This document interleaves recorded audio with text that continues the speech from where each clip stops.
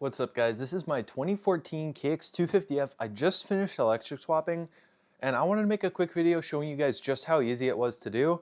So this video, we're going to go over how we electric swapped it, what we use, and I'm going to show you guys how you can do the exact same and build a bike just like this for under 3 grand. So let's get into it.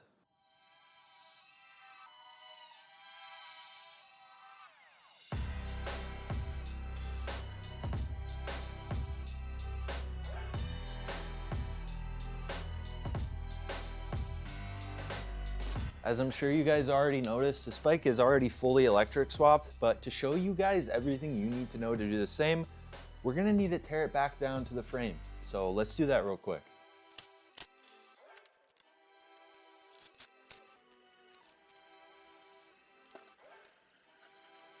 All right, that took us about 20 minutes and we got everything for the electric swap taken out of this bike, which I think really goes to show how easy this stuff is. If you were to try to take everything that we just took out of this on a gas bike, you're looking at least an hour, and we just did it in 20 minutes. Obviously, assembling it for your first time does take quite a bit longer than that, but I do think that it is really cool how simple and quick this stuff is. All right, so the first step to any electric conversion that you do is actually going to be the motor. This right here is the QS138 V370H motor. In my opinion, it is one of the best budget motor options for basically any electric conversion that you do. It's got internal gear reduction, so you can run stock rear sprockets on anything from dirt bikes to quads to go-karts. It's also a really common motor, so you can find a lot of stuff like sprockets and mounts for it as well. It's also just a really reliable motor. One thing you'll notice is because of the lack of moving parts basically in electric, the stuff is really reliable. This exact same motor, my other bike, I have almost 400 hours on and it's still going strong, which is crazy for the price of it. I'll go over the price at the end, but it costs less than a top end rebuild on a 2-stroke and I have 400 hours on it. So just crazy to put that in perspective. Next up, we need to mount the motor. So as you see here, we have a motor mount kit laid out. This is actually my motor mount kit. I've yet to sell any of them. This is kind of my video to release all of the mounts and stuff I'm selling. So if at any point you want to go check this out, I'll have the link in the description. The website is builtnotbought.shop. I'm pretty proud of everything we have and we're selling, and it would mean a lot if you guys just went and checked it out. So first of all, we'll go over what the kit includes. You've got brackets. You've got all of the stainless steel hardware to mount the brackets to the motor. You've also got all of the 3D printed PETG spacers you'll need to mount your motor into your frame. It also comes with a stainless steel tube. This goes over your swing arm bolt and it comes extra long and you cut it to length with the included pipe spacer. I'll show that in just a second. Also comes with these aluminum locking collars. You'll see what those are for in a second. And some Loctite. Kind of just decided to throw this in last second because I got it for really cheap. Honestly, any Loctite that you buy anywhere is probably just going to be the same cheap shit from China. So figured I'd include it. Hopefully you guys like it. All right, quickly I will show just how easy it is to bolt the brackets to the motor.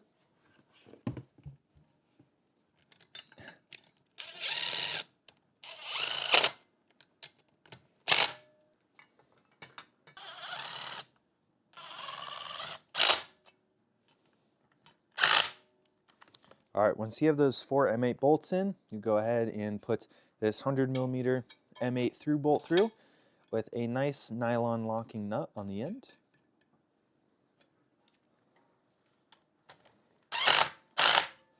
Just like that. All right, at this point, I'm going to bring you guys over to the bike to show you just how we measure out and cut the stainless steel tube. All right, so you're just going to want to take the stainless steel tube that comes with the kit. And for the most part, you can eyeball this. The closer and the tighter you get it, the better. But pretty much just kind of hold it up and you just want to mark it and cut it so it fits perfectly in between the 2 swing arm bushings like that. So let me go ahead and quickly show you us cutting this.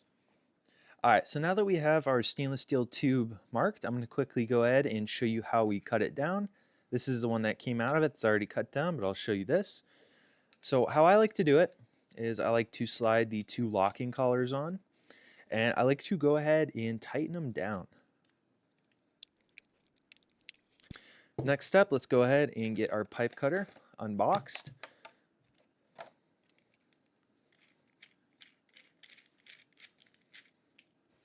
Now this part can be a little tricky, but pretty much you'll go ahead and get it clamped down right on the line that you want to cut. Once you have the blade lined up with the mark you want to cut out, you actually want to go ahead and tighten this knob fairly tight. What I like to do is I like to stick my Allen key into the bolt on one of the locking collars, and that actually just gives me a little bit more leverage when it comes to trying to hold this. But at this point, you'll pretty much just start turning this and incrementally tightening this knob on the bottom.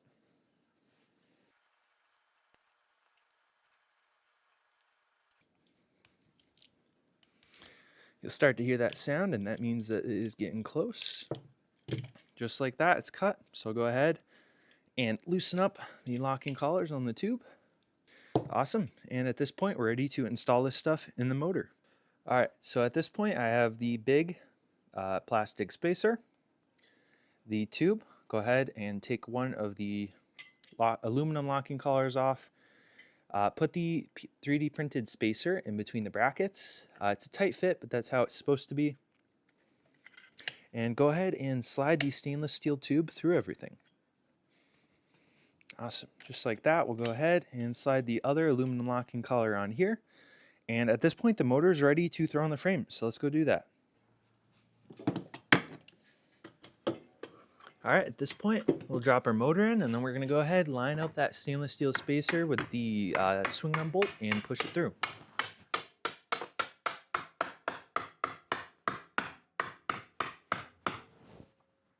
At this point, you'll notice that your motor actually slides back and forth on the stainless steel pipe, and that's so you can get your sprocket lined up with the original location. Once you have that done, you can go ahead and tighten down these aluminum clamps, and then you can move on to mounting the front of the bracket. So the kit includes this big spacer that goes in between the brackets. It's a little tricky to show with one hand, but you can get it in there.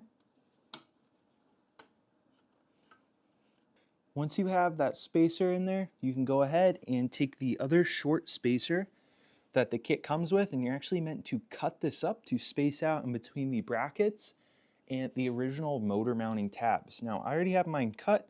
I just went ahead and cut it with a hacksaw, but there's a lot of different ways to cut it. So once you get it cut, you can go ahead, space it out, and put this bolt through.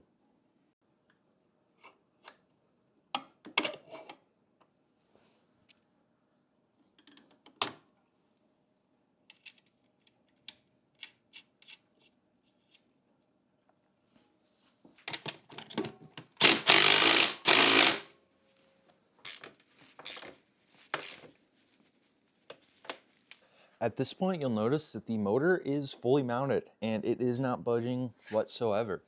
It really was just as simple as cutting that tube, assembling everything, cutting this little spacer, just kind of pushing the bolts through and tightening stuff down. And just like that, the motor is mounted. So at this point, we can move on to mounting the controller. Let's get into it. All right, this right here is the controller of choice, and it is the Far Driver ND96680. Now, I briefly want to talk about why I like this controller so much, and that's mainly because of three things. First of all, its size. This thing is small. You can get away with mounting it pretty much anywhere. It also puts out a serious amount of power for how small it is. It does 96 volts at 330 amps, which is 32 kilowatts, which you're really not going to find anywhere else in a controller this size. Nextly is the price. This thing only comes in at about $400, which is miles below anything else that puts out as much power as this. And now that we have our controller, let's move on to mounting it. So this right here is actually my universal mount for the Far Driver ND96680. Basically, you've got your brackets, all of your hardware, your bushings, and basically this just bolts right up to the original radiator mounting tabs on your frame. I also added a charger port. It's got a nice little waterproof cover. Found that this is a great spot to have a charger port, so figured I'd add it. This is also something I sell, so if you want to check it out, it is linked in the description. Let's get it all thrown on. All right, so basically, we're going to take our bracket, we're going to slide our bolt through, and we're going to slide the rubber bushing on, and go ahead and bolt it down to the frame. just like that. And we'll go ahead and repeat the exact same thing for the bottom one. All right, at this point, we will take our 4 stainless steel through bolts with nice nylon locking washers on the end. Slap our controller up to the brackets and slide our bolts through.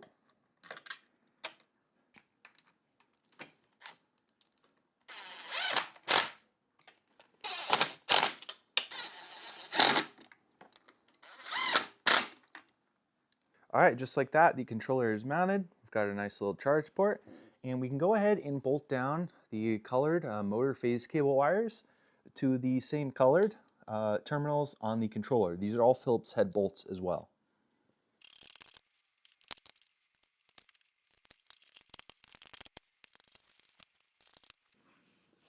All right, now that you have your controller mounted and your motor phase cables bolted up, we can move on to the wiring for this build. This right here is actually a kit that we sell. Basically, you have your throttle. This is actually a Talaria throttle. We found that these are very reliable, very durable, and they're potted, so they're pretty water resistant, and I highly recommend them even if you don't buy it from us. And obviously the plugs on them for the far driver controller. Then we have this setup, which is basically a handlebar mounted on-off switch, 3-speed mode switch, and voltmeter with all the plugs and stuff for the far driver controller. So let's quickly get that all mounted up and plugged in. All right, so we'll go ahead and slide our voltmeter on, and then our throttle on this side. We made the cable lengths long enough so you can kind of just put these wherever you want on their bars, and the cables are long enough, so personal preference on this. All right, now we can get all of our cables fed down into where the controller's at.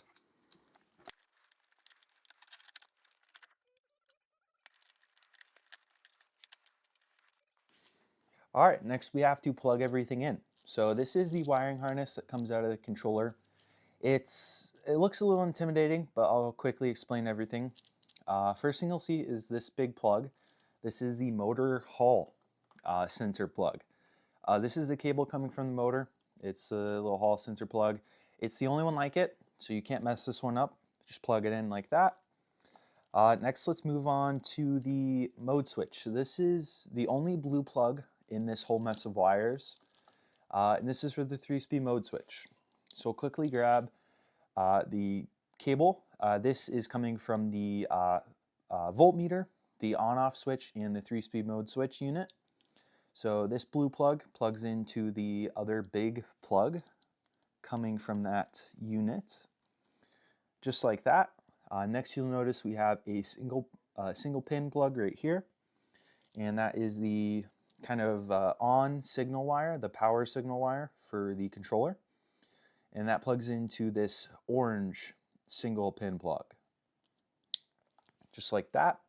Next, you'll notice we have these leads coming off of this unit, and those bolt on to the red and black, the positive and negative terminals from your controller, just right with the battery leads. Next, we have the wires coming from the throttle. Basically, we have 2. The bigger plug is for the actual throttle.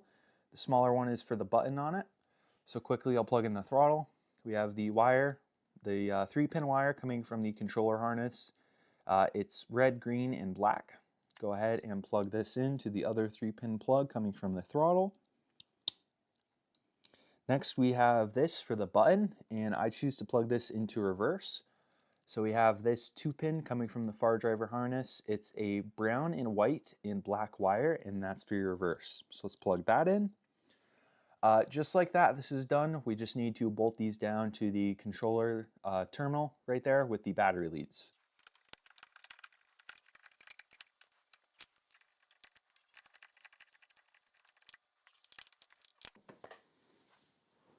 At this point, our wiring is complete, so let's go ahead and throw the cover back on the controller.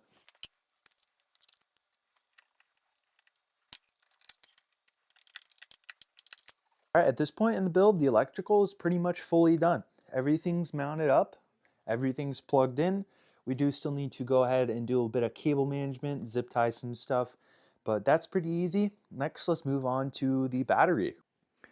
All right, the next step for the build, and arguably the most complicated and expensive part of any electric conversion, is the battery, and I'm gonna need to sit down to talk about this. Now, firstly, you need to decide what style of battery you want to go with, and there are two main ones. One like this, which we'll be using in this build, and it's a side fit battery. I personally think that it's much better, much easier to fit an appropriate sized battery with a style like this.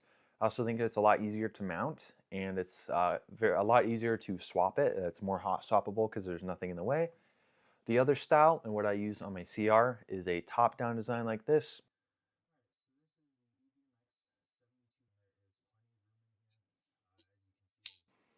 I think that it's much more difficult to fit an appropriate sized battery in a style like this. I also think that it's much more difficult to mount, and it's not as easy and quick to swap because you obviously have your plastics, gas tank, and seat in the way.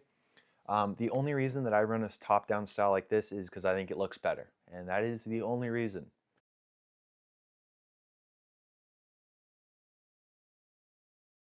So hopefully that kind of helps you decide what style you want to go with moving forward.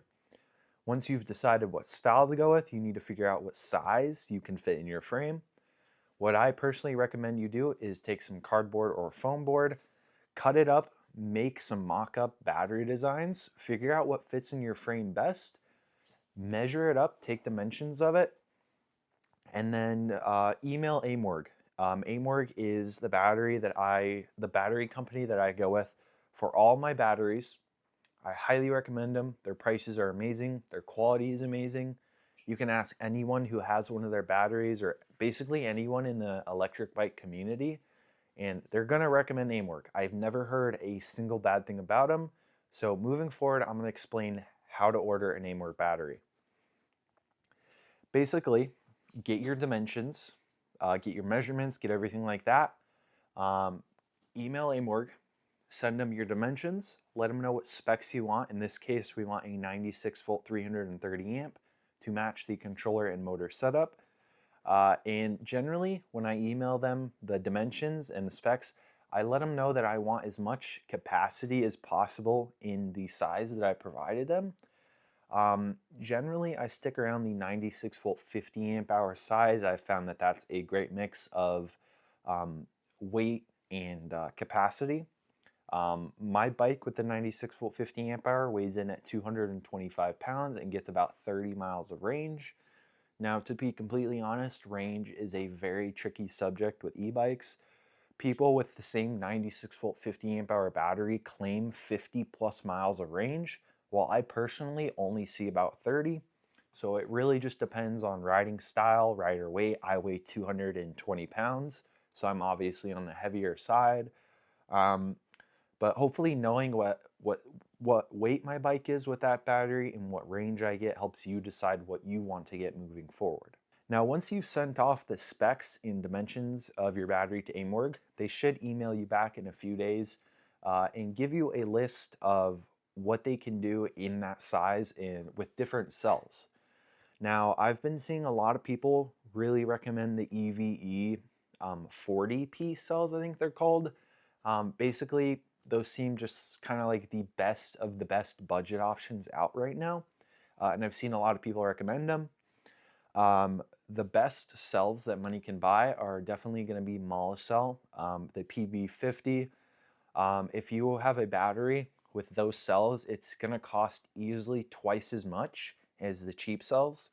And I think really the only reason you would go with those more expensive cells over the cheap ones is they have a slightly higher amp output. Me personally, and I personally recommend you go with the cheaper cells because you could buy two of the cheap batteries with similar specs for the cost of one of the batteries with the more expensive cells. But obviously that's just up to you to decide. All right, so hopefully at this point you have sent off your dimensions and the specs you want to Amorg, and they've hit you back with a list of different cell options and the different specs and prices of each of those. And then you can move forward with that. Obviously, if you're emailing them, they'll kind of let you know the next steps. You'll want to send them your address. Then you'll calculate shipping. They'll hit you with a couple different shipping options, stuff like that. I also do highly recommend getting your Amorg battery built in a custom steel case. The steel case that they offer is only marginally more expensive. Like it's barely anything in the total cost of the battery.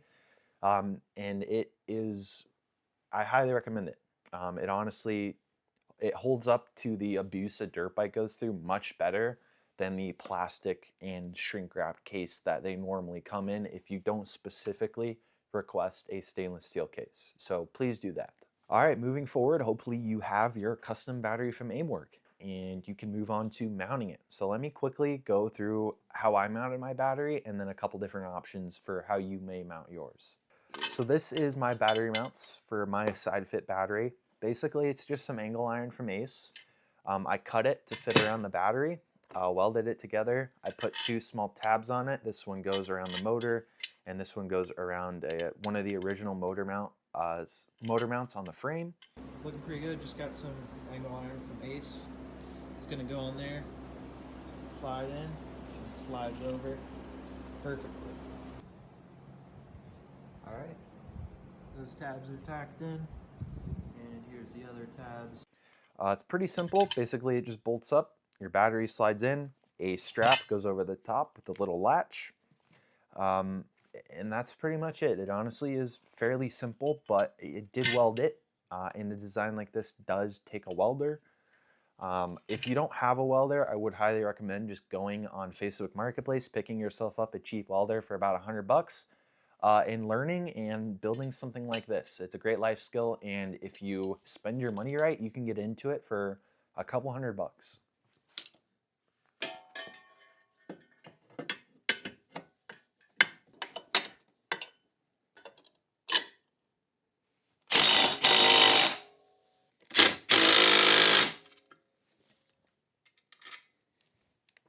All right, once you have your battery mounts bolted up, you can go ahead and slide in your battery.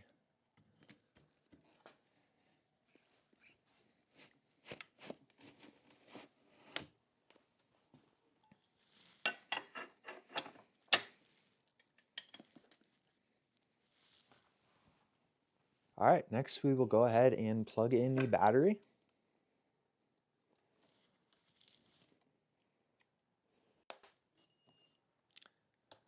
Then we can go ahead and plug in the charge port. This is an XT60 designed for all Aimwork batteries. All right, at this point, our battery is fully mounted, the motor's fully mounted, the controller's fully mounted, everything's wired and plugged in. So let's go ahead, get the gas tank, seat, and plastics back on, and then I'm gonna walk you through the first startup process on any build with a far driver controller like this. All right, just like that, the bike is fully back together, except for the fact that the chain's not on, and we're ready to turn this thing on for the first time. So let's do it. Obviously, first we'll turn it on. Voltmeter will light up, and as you'll notice, it'll start beeping. And that means it's throwing an error code, so let's go ahead and open up your phone, and we'll open up the Far Driver app. Go over to this little Bluetooth section. You'll click scan, you'll click on your controller, and then you'll click connect. Mine automatically does it because I've already connected to this controller before. Then you'll go over to the settings icon. You'll click this Open Pro button. Now right here under temp sensor, it's currently at 2. You'll set it to 5 for this setup, and you go ahead and save that. Now we can hit return simple, open up the graph, and enter this auto learn. It'll pop up with the confirmation, you'll hit enter, and then you go ahead and hold full throttle. And you'll hold this till the motor stops and stops beeping. When you're doing this, you want to make sure that there's no chain or anything on the motor. You want it to be able to spin up freely.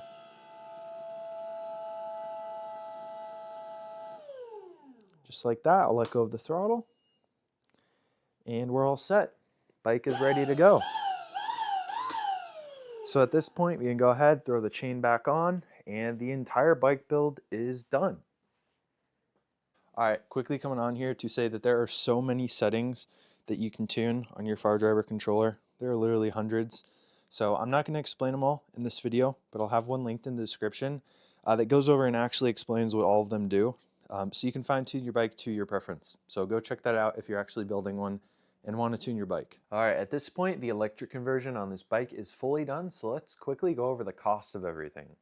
First things first, we have the roller. This roller I purchased on Facebook Marketplace for $550, and it needed some work.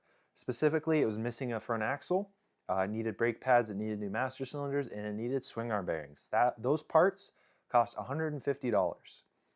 But we did actually go ahead and sell the old electrical system and fuel system out of this bike for $300, putting us into this entire roller for $400.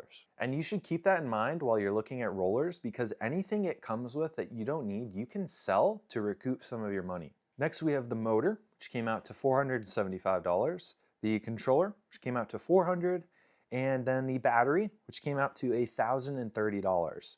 Now that is only the 72 volt 40 amp hour battery that we have on this bike.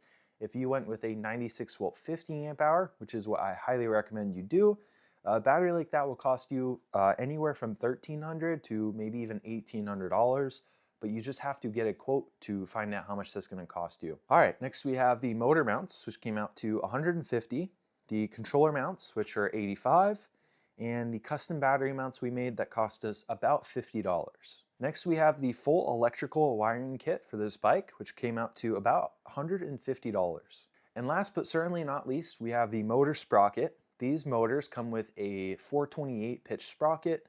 We need a 520 pitch to work with the chain and rear sprocket setup that's already on this bike, and that came out to about $50. I'll have a link in the description to where you can buy one of those. And that brings the total cost of this build to $2,790. Now, that doesn't include the 96 volt 50 amp hour battery. You seriously are just gonna have to go get a quote for one of those to figure out how much that's gonna cost you. But all things considered, that is very good for a bike like this. Now that the bike's done, we're gonna go ride them. So I'm actually not riding this bike in the video, I'm riding this bike. It's a CR125 electric converted. It's got the same motor and controller, but with a 96 volt 50 amp hour battery. So just if you're wondering, the riding content, I'm riding this. My brother's on this. I actually built this just so other people can ride it. So yep, enjoy.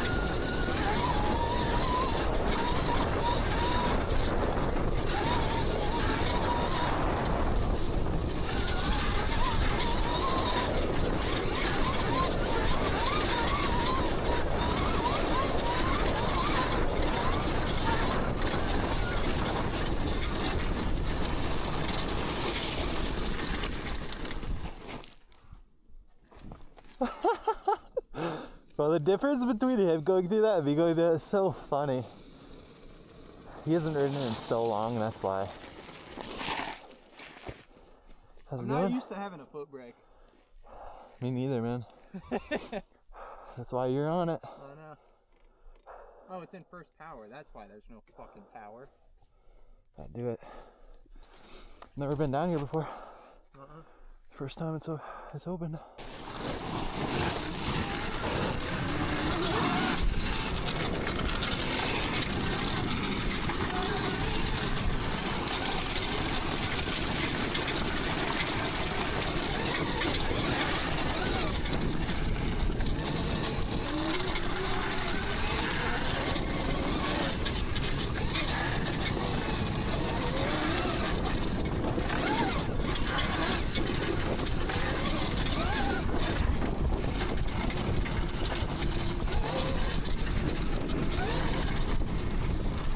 This is cool.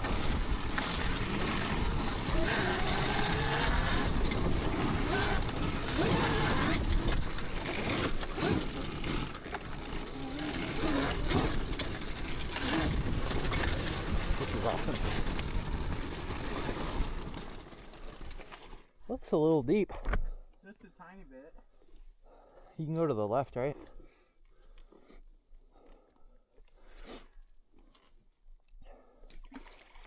Too fucking deep. Let's go to the left. If we do it slow. The bike could do it, but I don't want to do it. Insert a clip of me swimming on this bike.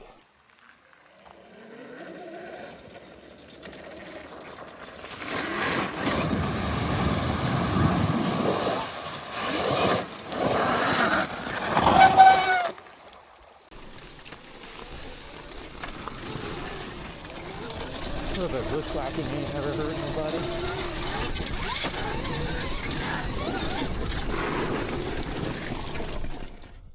Holy shit, bro. You started gassing it. Dude, I was going. I panicked and grabbed too much rear brake.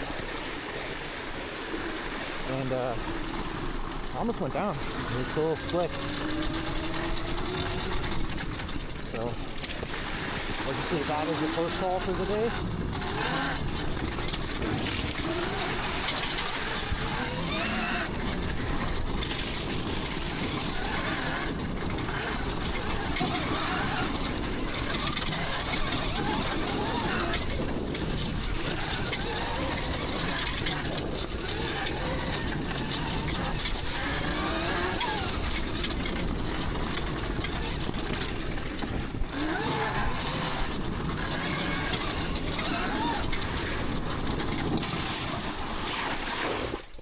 That looks pretty deep.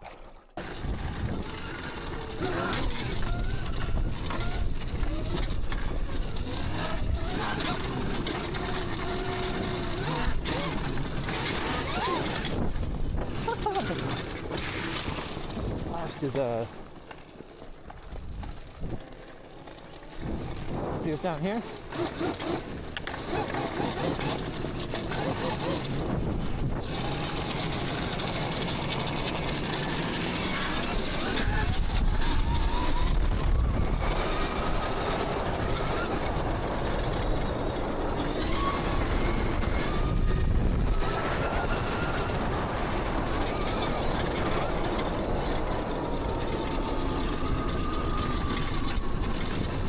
Forgot a belt.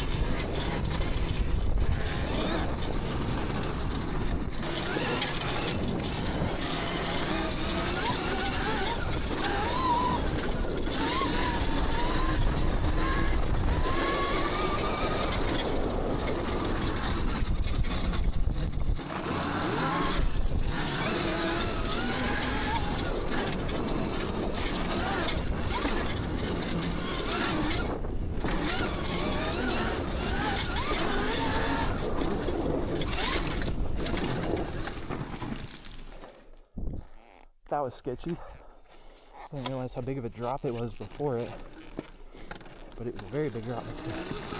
Even this, that's a good like 20-foot gap, and I could just